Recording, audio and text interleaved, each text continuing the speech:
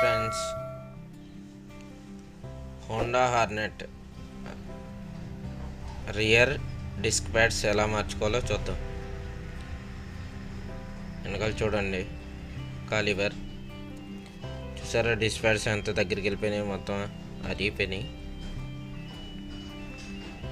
చూడండి, స్క్రూ డ్రైవర్తో ముందుగా కొంచెం డిస్క్ ప్యాడ్స్ అన్నీ లైట్గా గ్యాప్ వచ్చేటట్టు చేసుకుని వచ్చిన తర్వాత డిస్క్ పిస్టన్ని డిస్క్ ప్యాడ్ మీద ఎట్టి మైనస్ స్క్రూ డ్రైవర్తో సైడ్కి గట్టిగా లాగాలి.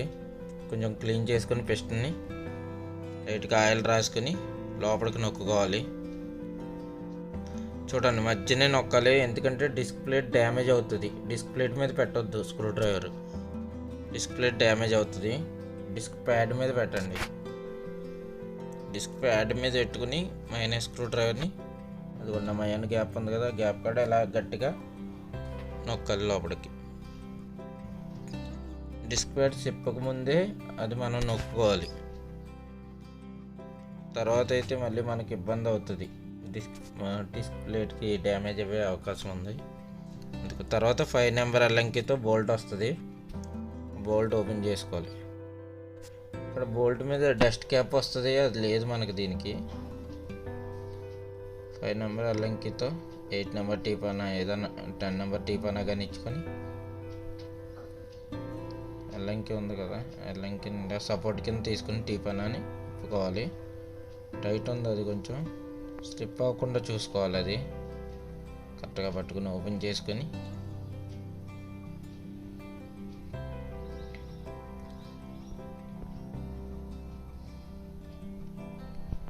ఓపెన్ చేసుకోవాలి 5 నెంబర్ అల్లంకితో బోల్ట్ని.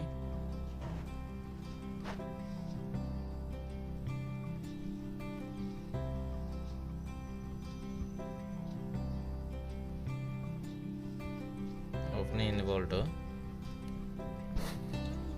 చూడండి, డిస్క్ ప్యాడ్స్ పాతవి. నేను ఆయిల్ వేసాను కదా ఫస్ట్ మీద, అది అంటుకుంది.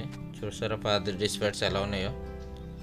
తర్వాత కాలివర్ని లోపలికి నొక్కుకోవాలి, చేత్తో కొంచెం లోపలికి నొక్కుంటుంది, ముందుకు ప్రెస్ అయిపోతుంది.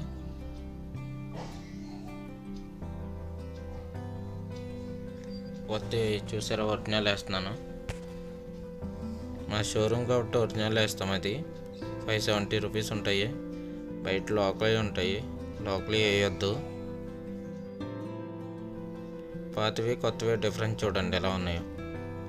హైట్ చూసారా ఎంత ఉందో, దాని మీద లేదు, మొత్తం అరిగిపోయింది. అవి కొత్తవి. హోల్ పైకి వచ్చేటట్టు చూసుకోవాలి, బోల్ట్కి మ్యాచ్ అయ్యేటట్టు. చూసారా, ఇది రైట్ సైడ్ది. డిస్క్ ప్యాడ్ లైనర్ది ఉంటుంది కదా, అది డిస్క్ ప్లేట్ని పట్టుకునే సైడ్కి పెట్టుకోవాలి మనం.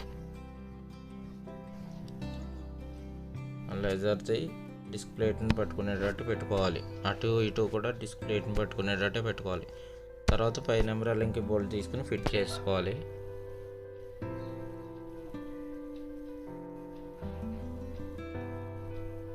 ఒకసారి ఫుల్ టైట్ వేసుకోండి. వీల్ రొటేట్ చేస్తే చూసారా, అది డిస్క్ పెడాల్ నొక్కుతున్నాను. మనకి వెంటనే టైట్ అయిపోతుంది, కంపల్సరీ ప్రెస్ చేసుకోవాలి. అది పిస్టన్ అనేది ముందుకెళ్ళి డిస్క్ ప్యాడ్ని నొక్కబట్టుకుంటుంది. అంతే friends. Hey there. Subscribe to my channel and also press this bell icon.